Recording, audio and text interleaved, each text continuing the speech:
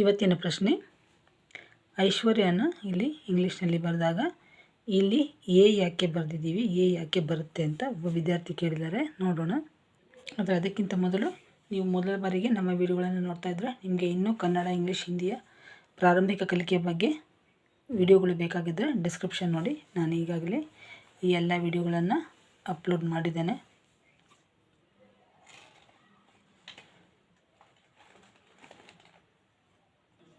ಎಷ್ಟು ಪ್ಲೇಲಿಸ್ಟ್ಗಳಿವೆ, ಆಸಕ್ತಿ ಇರುವವರು ನೋಡಿ. ಈಗ ಇಲ್ಲಿ ಇಂಗ್ಲೀಷ್ನಲ್ಲಿ ಬರೆಯುವಾಗ ಇಲ್ಲಿ ಎ ಯಾಕೆ ಬಂದಿದೆ ಅಂತ ನೀವು ತಿಳ್ಕೊಳ್ಬೇಕು ಅಂತಂದರೆ, ಮೊದಲು ನಿಮಗೆ ಇಂಗ್ಲೀಷ್ ಆಲ್ಫಾಬೆಟ್ನ, ಕನ್ನಡ ಆಲ್ಫಾಬೆಟ್ನ ಇಂಗ್ಲೀಷ್ನಲ್ಲಿ ಹೇಗೆ ಬರೆಯೋದು ಅನ್ನೋದನ್ನು ಮೊದಲು ಇದನ್ನು ನೀವು ಕಲ್ತಿರಬೇಕು. ಇದು ಈಗಾಗಲೇ ಈ ವಿಡಿಯೋಗಳನ್ನು ನಾನು ಅಪ್ಲೋಡ್ ಮಾಡಿದ್ದೀನಿ. ಮೊದಲು ನೀವು ಕನ್ನಡ ಆಲ್ಫಾಬೆಟ್ನ ಇಂಗ್ಲೀಷ್ನಲ್ಲಿ ಹೇಗೆ ಬರೆಯೋದು ಅನ್ನೋದನ್ನು ಕಲಿಬೇಕು. ಎಲ್ಲ ಸ್ವರಗಳು ಹಾಗೆ ವ್ಯಂಜನಗಳನ್ನು ನಾವು ಇಂಗ್ಲೀಷ್ನಲ್ಲಿ ಹೇಗೆ ಬರಿತೀವಿ ಅನ್ನೋದನ್ನು ಮೊದಲು ನೀವು ಕಲಿಬೇಕಾಗುತ್ತೆ. ಯಾಕೆಂತಂದರೆ ಇಂಗ್ಲೀಷ್ನ ಪದಗಳನ್ನು ಇಂಗ್ಲೀಷ್ನಲ್ಲಿ ಬರೆಯೋದಕ್ಕೂ ಕನ್ನಡ ಪದಗಳನ್ನು ಇಂಗ್ಲೀಷ್ನಲ್ಲಿ ಬರೆಯೋದಕ್ಕೂ ವ್ಯತ್ಯಾಸ ಇದೆ. ಈಗ ಇದನ್ನು ನೋಡೋಕ್ಕಿಂತ ಮೊದಲು ಇದನ್ನು ಎ ಬಿಟ್ಬಿಟ್ಟು ನಾವು ಬರೀ ಐ ಇಂದ ಯಾವ ಪದಗಳನ್ನು ಬರಿಬೋದು ಅನ್ನೋದನ್ನು ಮೊದಲು ನೋಡೋಣ. ನೋಡಿ, ಕೆಲವು ಪದಗಳನ್ನು ನೋಡೋಣ. ಈಗ ಇಂದು, ಇಂದ್ರ, ಹಾಗೆ ಇಂದ್ರಾಣಿ, ನಿಮಗೆ ಭಾಳಷ್ಟು ಈಶ್ವರ, ಇದನ್ನು ನೋಡೋಣ. ಈಶ್ವರ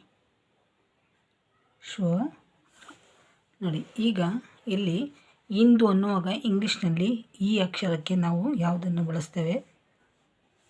ಐ. ಆಯಿತಾ? ಇಂಗ್ಲೀಷಿಂದ ನಾವು ಕನ್ನಡದ ಈಯನ್ನು ಇಂಗ್ಲೀಷಲ್ಲಿ ಬರಿಬೇಕಾದ್ರೆ ಐ ಅಂತ ಬರ್ತೀವಿ. ಇಂದು, ದು, ಡಿ ಯು, ಇಂದು, ಹಾಗೆ ಇಂದ್ರ, ಮತ್ತು ಹೀಗೆ ಐ, ಇಲ್ಲಿ ಉಚ್ಚಾರ ದ್ರ, D R A, Indra. Indrani, ಇಲ್ಲಿ ಕೂಡ ನಾವು ಇಂದ್ರಾಣಿ ಎನ್ನುವಾಗ ಆ ಉಚ್ಚಾರ ಬಂದಾಗ ನಾವು ಡಬಲ್ ಎನ್ನು ಉಪಯೋಗ ಮಾಡಿದ್ರೆ ಇದು ಓದಲಿಕ್ಕೆ ಸರಳ ಆಗುತ್ತೆ.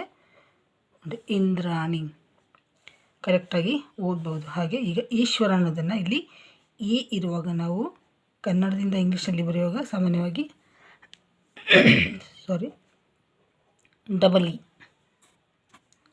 ಡಬಲ್ ಇ, ಶ್ವ, ಎಸ್ ಎಚ್ ಡಬ್ಲ್ಯೂ ಎ, ಇದು ರ.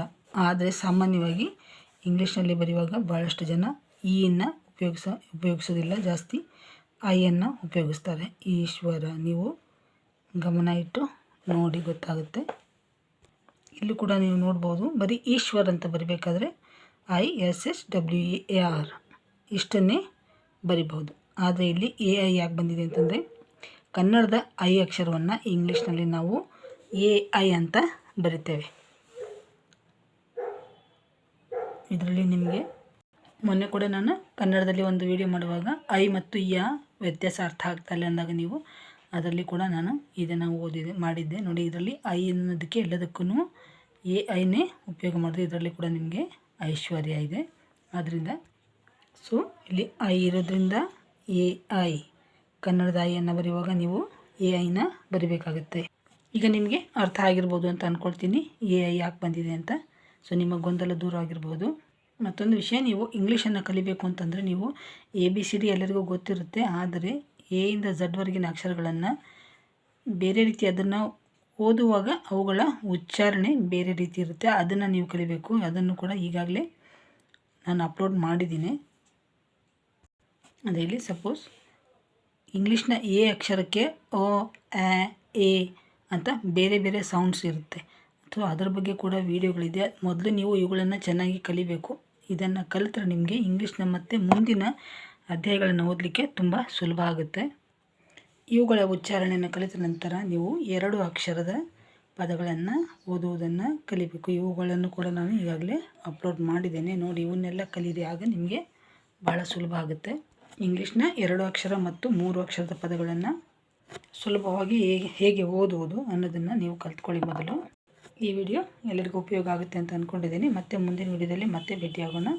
ಅಲ್ಲಿವರೆಗೂ ಎಲ್ಲರಿಗೂ ಧನ್ಯವಾದಗಳು. ನಮಸ್ಕಾರ.